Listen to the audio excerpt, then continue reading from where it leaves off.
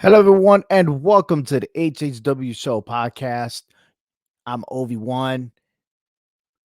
HHWShow.com is the website.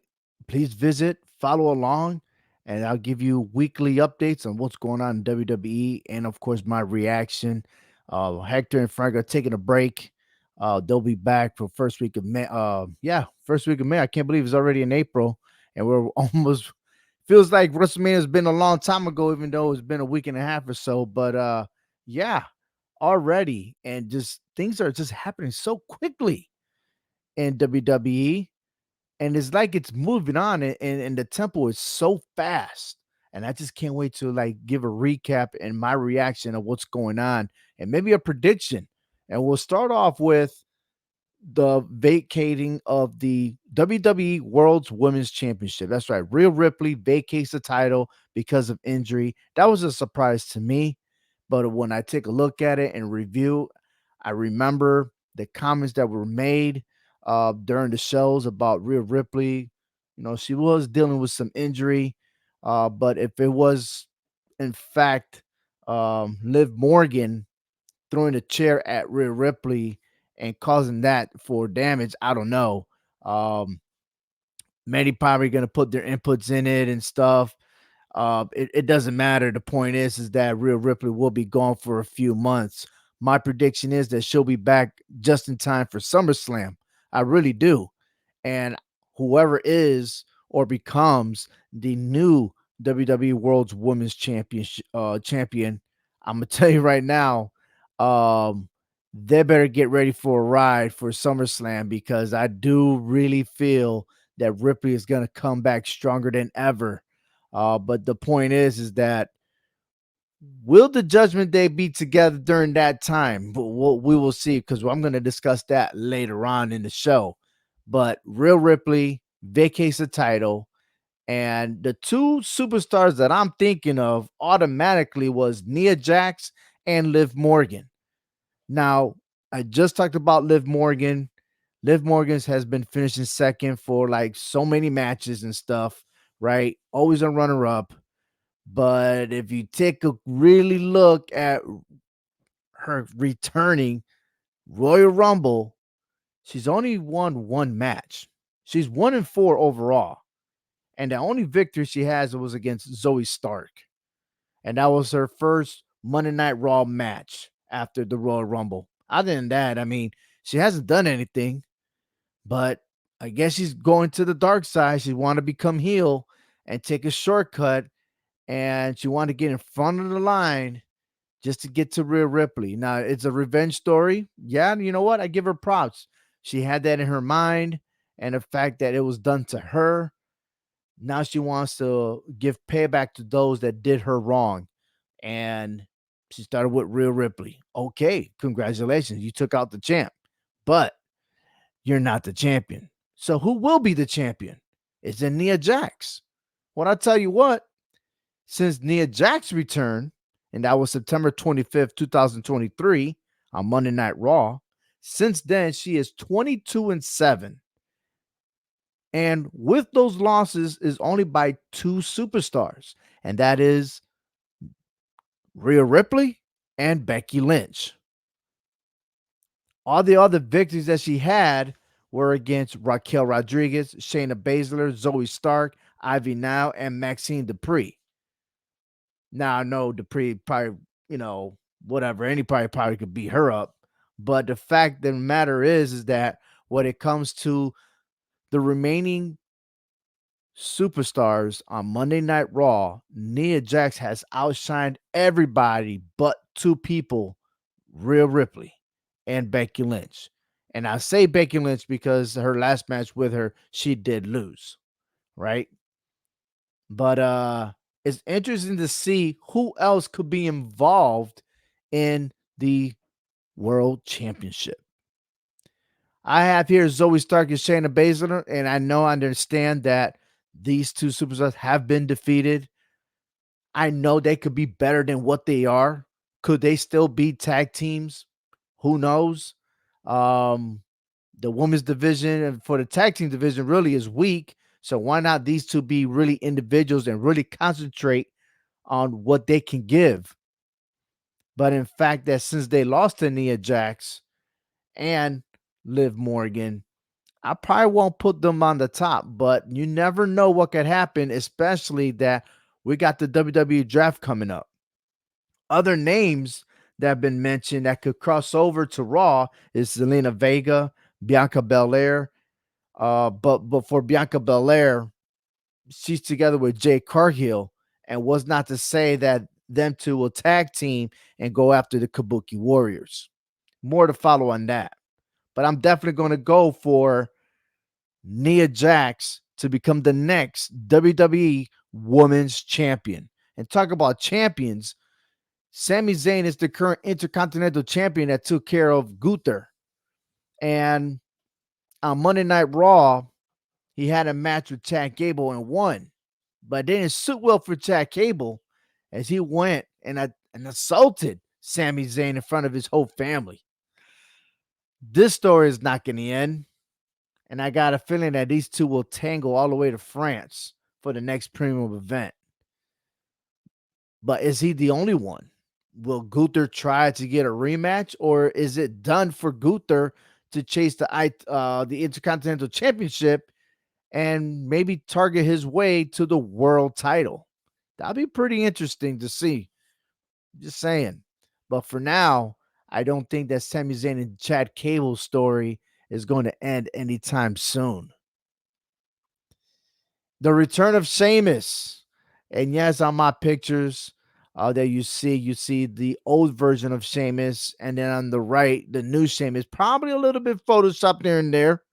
But a lot of people on social media are just dogging the hell out of Sheamus right now because he's looking overweight. But he said that he came back earlier than expected because he got cleared. However, I think he's going to sleep at the gym and maybe burn some fat. How about that, huh? But he is the guy that I wish that before he retires, that he could chase and win the Intercontinental Championship, because that is the only championship belt he has not won. And if he does, he'll probably be the only WWE superstar that's able to capture all WWE championships. Here's a meme that's going on social media with Sheamus at McDonald's. Um, instead of having a six pack, he might end up getting like 6 Happy Meals or 6 Value Meals. Oh, pretty dangerous there. So watch what you eat, ladies and gentlemen. Watch what you eat. All right, moving on to another championship. The WWE Raw Tag Team Champions are the Awesome Truth. They will defend their titles versus DIY. This is pretty awesome. In fact, for R-Truth, I hope he doesn't get confused with DIY and the Generation X. He thinks that it's Triple H and Shawn Michaels, but definitely it is Gargano and Tommaso Ciampa. But that will probably be a great match. However, being that the Awesome Truth have just won the title, man, it's too soon to give those up. Way too early. I still think that they're gonna maintain it all the way till SummerSlam. Other news: Candice LeRae, she went to the dark side. She's cheating her way through victory, and I guess finally she got Indy Hartwell convincingly being able to do the same. In her last match, they ended up winning, and the fact that Hartwell was the one that orchestrated Candice LeRae to win the match. So thought there was going to be a split up, but I think Hartwell is now giving in to LeRae's view, and let's see if that will help them reach up for the tag team titles. Judgment Day, man, if there's anything that could always go wrong, is Dominic Mysterio and Janie McDonough. For some odd reason, they're just a failing right now, right? They're the jobbers of WWE because, in fact, nowadays all they do is lose. At least these two individuals do. But other than that, they have a virus that they haven't taken care of, and that is Ricochet. Now, Dominic Mysterio had a match with Andrade, and Andrade won. However, JD McDonough went ahead and attacked him from behind, and both him and Mysterio ended up jumping on him. But Ricochet came to the rescue. I could see a tag team match happening with these four gentlemen right here for Monday Night Raw. And it's a must see because Ricochet is on the top of his game and might not be the top of his game on the mic, but definitely got the moves in the ring. We should see what could happen here. But it's also pretty curious to me that Andrade, it seems like we can't make up the mind where he's gonna go. He did tag team with Rey Mysterio, but now he's back on Raw. So there's just a lot of things going on here. But yeah, I think that this is the direction for Judgment Day to focus on more on Ricochet, because Ricochet has been able to, I don't know, win the matches against them. So could we see Ricochet maybe in the near future go after Damian Priest for the world title? That could be something, huh? I ain't speaking about the world title. Damian Priest. He will wait for Jimmy Uso, but the fact that Finn Balor couldn't get the job done, again, I thought Judgment Day actually rules WWE, but in fact, it doesn't look like it. But Finn Balor had to interfere in that on the stare down that we had between Damian Priest and Jey Uso, and it just seems like Damian Priest did not agree with those moves. It almost like a replica or a repeat of Roman Reigns and the Bloodline. Like now we see Damian Priest being the leader and stuff, and Judgment Day supposedly don't need a leader, but it seems like Priest is making his stance there. And could that be trouble? Could that be trouble with him and Finn Balor to clash with one another? Or is that something that WWE wants us to believe that might be happening? But there is no real Ripley. There is no mommy for them to put these guys together. And what happens when mommy's not around? The boys get a little crazy, right? Yeah, indeed. Crazy indeed. Okay. But Priest is set to defend his title against Jey Uso. Moving on to SmackDown. Bayley versus Naomi. Do you think that this match is going to finish? Do you think that there'll be a title change? Absolutely not. However, we could see Tiffy time on this. Yes, she is the breakout star, the future star of WWE, and she has been appraised by so many from the back, from the Hall of Famers. Like everybody's talking about Tiffany Stratton. I got a feeling something big is going to happen for this match, and that she might put herself in the mix to go against Bayley for that world title. We need a number one contender for the SmackDown Tag Team Championships, and they got the Fatal 4-Way with the tag teams as of right now. Who knows if they change their minds? But I need to pick a favorite here.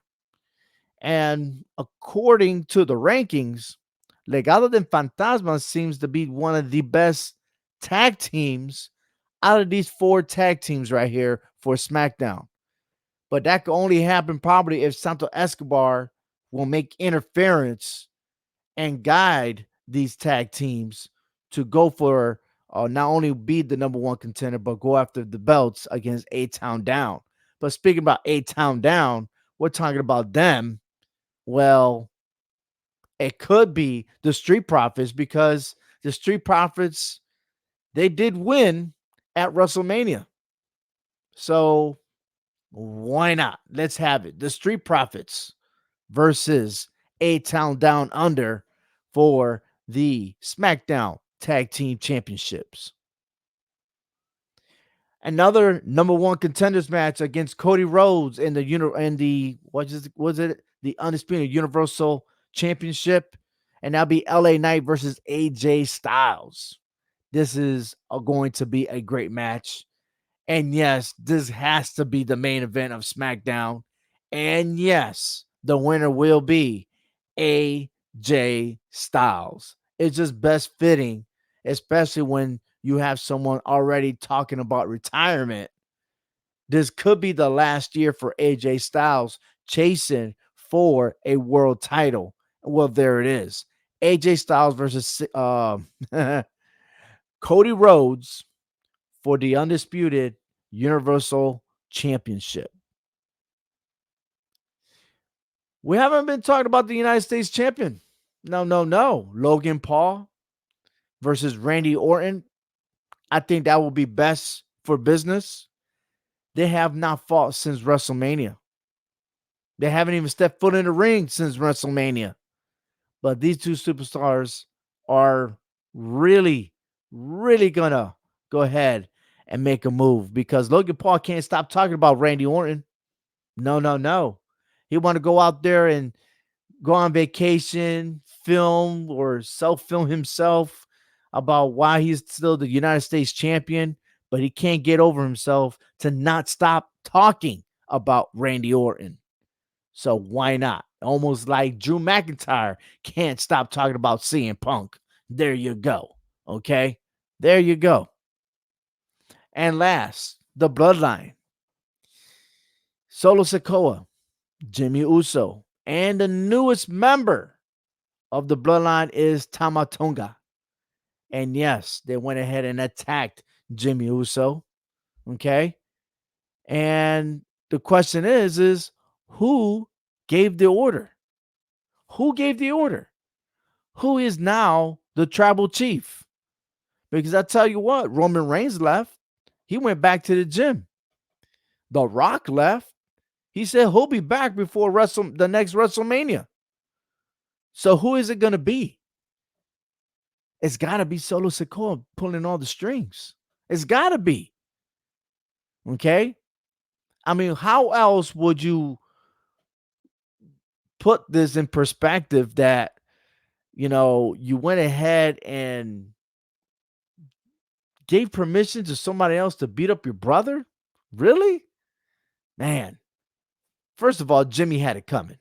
That's one thing. He should have won his match against Jey Uso, and that didn't happen. Okay? And the fact that Jimmy Uso is really not a caliber dude to stand up for himself and even make great decisions. He hasn't shown that yet. Okay? As a matter of fact, he always botches things up. And probably that's the reason why they had to let him go. And that was his signature. They let him go, get the beat down and get to stepping.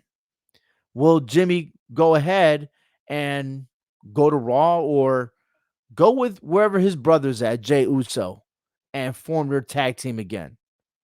Okay. Will that happen? But the real question is this: is Solo Sikoa the new tribal chief? And does this sets up for a civil war for the bloodline? I believe so. I believe that when Roman Reigns returns, that the fact of the matter is he's going to be the baby face.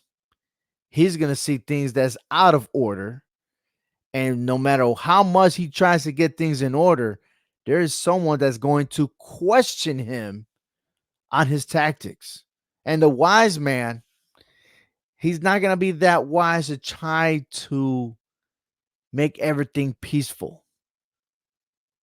It just didn't happen for America when we went to the Civil War between the Unions and the Confederates. We had to fight our battles until we became one. I think that's what's going to happen with the bloodline now. Things are going to go out of control. Who knows? It's just best for business right now to even talking about this. I love it. I really do. Okay. I really do. I love it. And I know you do too. There's just so much to talk about. A lot of takeaways. And I can't wait till the boys come back so we could talk about more about the WWE and which future superstars from NXT are going to cross over to the main roster. There's just so much going on right now. Oh, yeah. Feel like Randy Macho Man. And that is it. That's a wrap. I can't wait until next week. Or you can also check it out on the HHWShow.com. I'll put it up right now and you guys can take a look. That's right. The HHWShow.com, the Hard Hitting Wrestling Show. Please go ahead and visit. And coming up next after this episode, we're going to have the prediction show of Northeast Wrestling that's coming up. We also have the Hall of Fame of NEW. Yes. And of course, our weekly reactions on what's going on SmackDown and on Raw. Our show is going to be more likely going to be pushed on Thursdays for live events. So stay tuned to that and much, much more. Thank you for listening. And until then, you got to love some wrestling, baby. Oh, yeah. See you next time.